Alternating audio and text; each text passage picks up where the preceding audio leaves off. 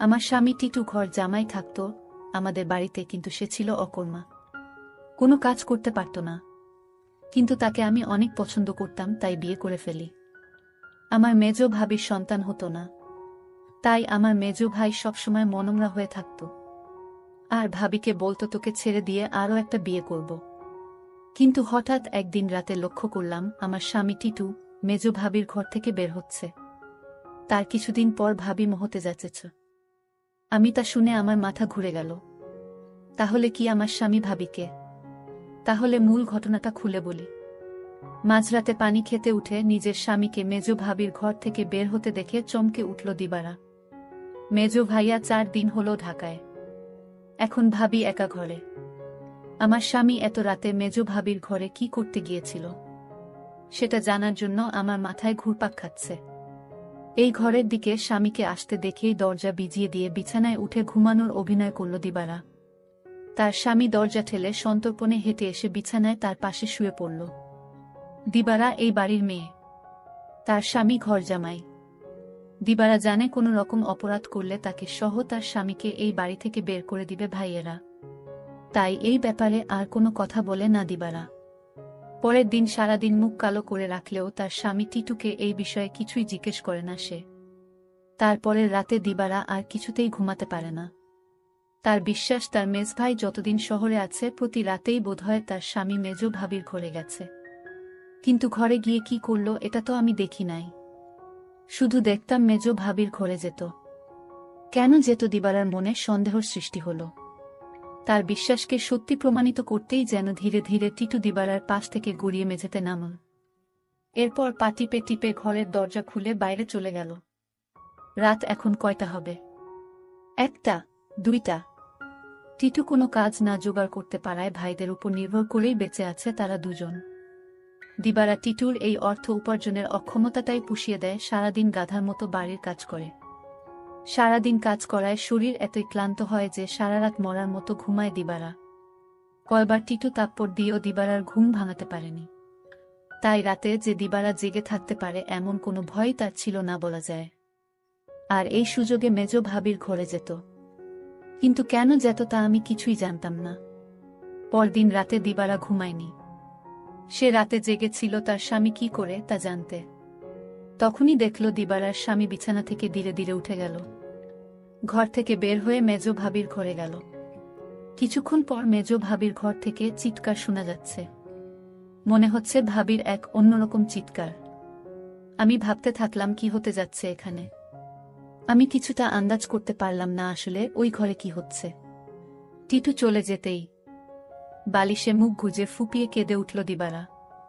সে তার স্বামীকে কত ভালোবাসে, সে কিনা করে সারাদিন তার জন্য, আর সে কিনা তার সাথে বিশ্বাসঘাতকতা করতে পারে। দিবারা ভাবল ওই ভাবির ঘরে কেন আমার স্বামী টিটু যায়, এটা আমার যে করে হোক জানতে হবে। পরের 2 রাত অনেক চেষ্টা করেও জেগে থাকতে পারল না দিবারা। সারাদিনের কাজের ধকলে এতই ক্লান্ত থাকত যে মাঝরাত পর্যন্ত বিছানায় শুয়ে জেগে থাকা তার পক্ষে অসম্ভব ছিল। তারপরে যখন মেজো ভাই চলে এলো তখন থেকে দিবারা কিছুটা নিশ্চিন্ত হল। তারও কয়েকদিন পর এক রাতে গভীর ঘুমে ঘুমিয়ে রয়েছে দিবারা। অনেক ধাক্কাধাক্কি করে তাকে উঠালো তার স্বামী টিটু। ঘুম জড়ানো ক্লান্ত কণ্ঠে দিবারা বলল, কি হয়েছে? এত রাইতে ডাকেন কেন? লাইটটা একটু জ্বালাও তো। সারাদিন কাম কইরা কুল পাই না। উনি আছেন তার চিন্তায়, এখন ঘুমান। এই বাড়ির সবচেয়ে অবস্থাপন্ন বলা যায় মেজু ভাই শহীদকে। তার স্ত্রীও অবস্থাসম্পন্ন ঘরের মেয়ে। শহীদ মিয়ার বড় চালের আড়তের ব্যবসা। গ্রামের দিকে হলেও শহীদের ঘরটা দেখার মতো। ইট সিমেন্টের দেয়াল আর টিনের দোচালা। তার ডান পাশে 2টো ইটের তৈরি ছাপড়া ঘরে থাকে ছোট ভাই বাদল আর বড় ভাই জলিল। তাদের 2টো ঘরের মুখোমুখি উঠান পেরিয়ে একটা টিন আর বাঁশের তৈরি ঘর। এখানেই দিবারা আর টিটুর সংসার। দিবারা খুব চিকন আর কালো হওয়াতে বাবা মায়ের মৃত্যুর পর 3 ভাই অনেক খুঁজেও কোনো পাত্র পায় না। শেষমেশ এক ভব ঘুরে ভাদাইমা গোছের এই টিটুকে ঘর জামাই হিসেবে আনে।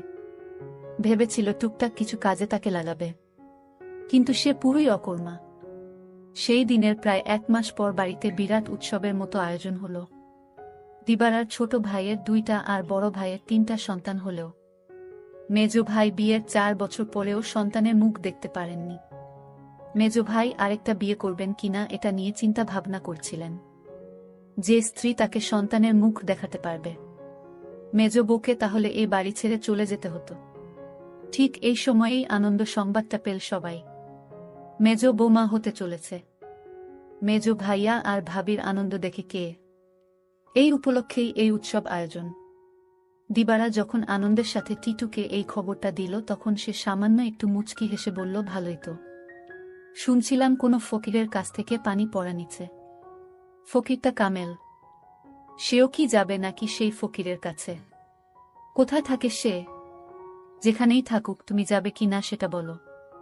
দিবারা বলল, আমার দরকার নাই। আমি সবই বুঝি, তুমি ভাবিরে ফকিরের কাছ থেকে পানি পড়া এনে দাও, এটা তোমার বানানো কথা। এটা আমি বিশ্বাস করি না। দিবারা আরো বলল, আমি একদিন তোমার এই রহস্য খুঁজে বের করব। আর যেদিন তুমি ধরা পড়বে সেদিন বুঝতে পারবে তোমার কি অবস্থা হয়। টিটু তখন বলেছিল, তুমি আমারে বিশ্বাস করো না। দিবারা বলল, করি, কিন্তু তুমি তোমার প্রতি আমার বিশ্বাস দিন দিন উঠে যাচ্ছে। যতদিন পর্যন্ত আমি জানতে না পারবো তুমি মেজ ভাবির ঘরে কেন যাও, ততদিন পর্যন্ত তোমার প্রতি আমার আর বিশ্বাস হবে আর হবে না। দিবারা এই কথা বলে ঘুমাতে গেল। তার স্বামী টিটু তার সাথে শোয়া ছিল, কিন্তু হঠাৎ করেই দেখল তার স্বামী বিছানায় নাই। তখন দিবারা চিন্তা পড়ে গেল, আজও চলে গেল। ভাবির রুম থেকে এক প্রকার চিৎকার আসতে শুরু করল। আমি কিছুই বুঝতে পারলাম না এটা কিসের চিৎকার। মনে হচ্ছে মেয়েলি কণ্ঠ। প্রায় 1 ঘন্টা পর দিবারা দেখতে ফেল মেজ ভাবির রুম থেকে বের হতে। দিবারার মনে দিন দিন সন্দেহ বাড়তে লাগল। তারপর দিবারা ভাবল, একদিন আমি জানালা দিয়ে দেখব তারা কি করে। দিবারার স্বামী দিন দিন দিবারার প্রতি কমে যাচ্ছে। কিন্তু আজ 2 দিন যাবৎ দিবারার স্বামী মেজ ভাবির রুমে যাচ্ছে না, সেটা লক্ষ্য করল দিবারা। দিবারা তার স্বামী টিটুকে জিজ্ঞেস করল, কই, আজকাল তো তোমায় আর দেখি না ভাবির রুমে যেতে। তার স্বামী টিটু তাকে একটা তাপ্পড় মেয়ে বলল, তোমার বাবার বাড়ি থাকি বলে তুমি কি আমায় যা বলবে তাই মনে করবে? সবকিছুর ভিতর শুধু কি তোমার অধিকার আছে, আমার নেই? এর মধ্যে হঠাৎ খবর আসলো মেজ ভাবি মা হতে চলেছে। দিবারা সেটা শুনে থমকে গেল, কারণ মেজ ভাবির স্বামী মানে আমার মেজ ভাইয়ার তো সমস্যা ছিল। তাহলে কিভাবে সে মা হতে চলল? আমার মাথায় কোনো কাজ করছে না। আমার মনে সন্দেহ হতে লাগলো। দিবারা তার স্বামীকে বলল, আপনি এখন আর দেখি দিবারার রুমে যান না কেন? কখন কি করব সেটা আমার ব্যাপার। যাই হোক, আমি এবার অপেক্ষায় আছি কখন আবার আমার স্বামী তার রুমে যায় সেই প্রতীক্ষায়। এর কিছুদিন পর তার স্বামী টিটু ভাবির রুমে গেল। তারপর আমি জানালা দিয়ে যা দেখলাম তা দেখে আমার চোখ ছানা বড়া হয়ে গেল। দিবারা এই দৃশ্য দেখে সে বিছানায় শুয়ে কান্না করতে লাগল। ঠিক তখনই আমার স্বামী টিটু আমার রুমে এসে পড়ল আর আমায় বলতে লাগল, আরে শাহানা, লাইট জ্বালাও না, দেখ কি দেই। বিরক্ত হয়েই বিছানা থেকে নেমে লাইট জ্বালালো দিবারা। তারপর চকিতে এসে বসল। টিটু তার সবগুলো দাঁত বের করে হেসে পাঞ্জাবির পকেট থেকে এক জোড়া চুড়ি বের করল। আরেকটু কাছে আসো, পরায়া দেই। চুড়িগুলো দেখেই চিনল দিবারা এগুলো স্বর্ণের। আর এর মালিক যে মেজ ভাবি ছাড়া কেউ না, তাও সে ভালো করে জানে। সে ভয়ে ভয়ে ফিসফিস করে বলল, এগুলা তো মেজ ভাবির, তুমি পাইলা কই? আরে ভয় পাইও না, চুরি করি নাই, মেজ ভাবি আমারে দিচ্ছে। বলো কি? সে কেন দেবে?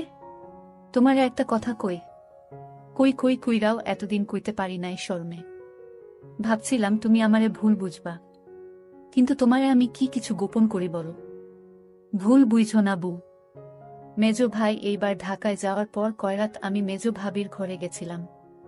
টিটু আবার বলল, মেজ ভাই ঢাকা যাওয়ার পরে মেজ ভাবির কয় রাত খুব জ্বর হয়েছিল, কিন্তু তার যত্ন করার মতো কেউ ছিল না। তাই ভাবি কইল, দেখ টিটু, তোরে আমি ভাইয়ের মতোই দেখি। আমার সারাদিন ভালো লাগে, খালি একটু দুর্বলতা থাকে, কিন্তু রাত হইলেই জ্বর বাড়ে। তুই কি রাইতে আইসা আমার মাথায় একটু পানি ঢালতে পারবি? দিবারা অবাক হয়ে বলল, আমারে কইতে পারত। ছোট ভাবি, বড় ভাবি আছে, তোমারে কইল কেন? আমারে সারা দিনে জ্বরের কথা একবারও কইল না। টিটু মুখটাকে মলিন করে বলল, দেখলা, সব আমার কপালের দোষ। আমি জানতাম তুমি আমারে সন্দেহ করবা। আমি কি আর মাইন্সের বিশ্বাস পাওয়ার যোগ্য? দিবারা এবার কাদো কাদো হয়ে বলল, না গো, আমি ওইটা বলি নাই। আমি তোমারে বিশ্বাস করুম না তো কারে করুম কও? তুমি ছাড়া আমার আর কেরা আছে? তুমি আমারে ঠকাই বা ফিরিসতা আইসা কইলেও বিশ্বাস করুম না। এই না হইলে আমার বউ। শুনো, ভাবিরে কইলাম দিবারারে পাঠায় দিবনে। ভাবি কইল, আহা, বেচারি সংসারটার লাইগা কাজ কইরা সারাদিন মরতাছে, তারে আবার রাইতে ত্যাক্ত করা কেন? দিবারা জানে যে আমি তোমারে ভাই মানি। তুমিই আইসো, দিবারা কিছুই মনে করবে না জানলেও। ওর মন এত নষ্ট না। তবুও আমি তোমারে কিছু কই নাই ডরে। তাছাড়া বুঝি তো পরের বাড়িতে থাকি, বেশি তর্ক মানায় না। এই জন্যই আমি তোমার ভাবির রুমে গেলাম চুপি চুপি। কারণ রাতে তোমার ভাবির মাথায় পানি না দিলে কি তখন জ্বর ছাড়ত? আমি যদি ভাবির পাশে না থাকতাম আর মাথায় পানি না দিতাম তাহলে জ্বরে মইরা যাইত।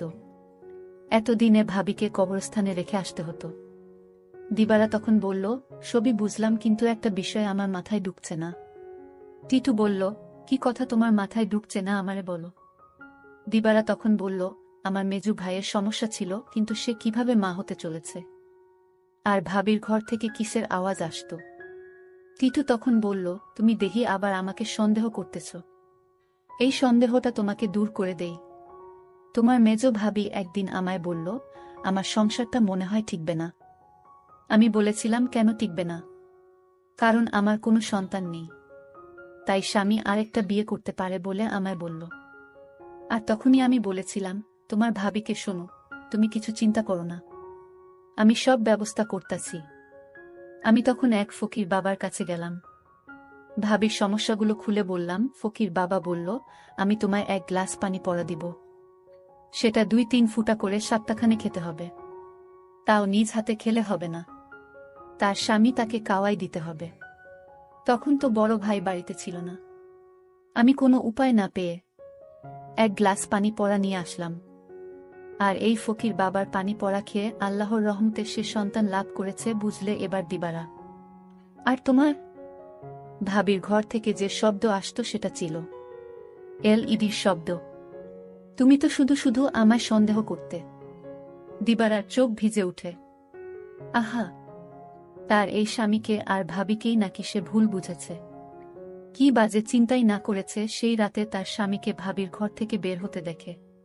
সে সিদ্ধান্ত নেয় তার সহজ সরল এই স্বামীকে আর কোনোদিন সন্দেহ করবে না সে। টিটু বলল, আমি সেবা যত্ন করাতেই তো ভাবি সুস্থ হইয়া গেল। তাই তো খুশি হইয়া দিল এই চুরি জোড়া, কইল দিবারারে দিও। তবে দিনের বেলা এটা পইর না, সাহানা। বুঝি তো পরের ঘরে থাকি, 5 লোকে 5 কথা কইব। দিবারা তখন কেঁদে কেঁদে বলল, আমি তোমাকে অনেক কষ্ট দিয়েছি, তোমাকে অযথা সন্দেহ করেছি, আসলে তুমি নিষ্পাপ।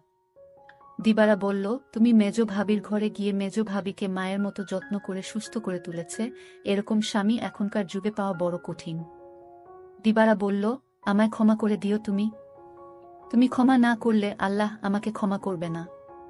টিটু তখন হেসে বলল, আমি তোমাকে ক্ষমা করে দিয়েছি। বন্ধুরা, আজকের গল্পটি কেমন লাগলো তা অবশ্যই কমেন্ট করে জানাবেন, আর এরকম নতুন নতুন ভিডিও পেতে আমার চ্যানেলটিকে সাবস্ক্রাইব করে পাশে থাকবেন। ধন্যবাদ।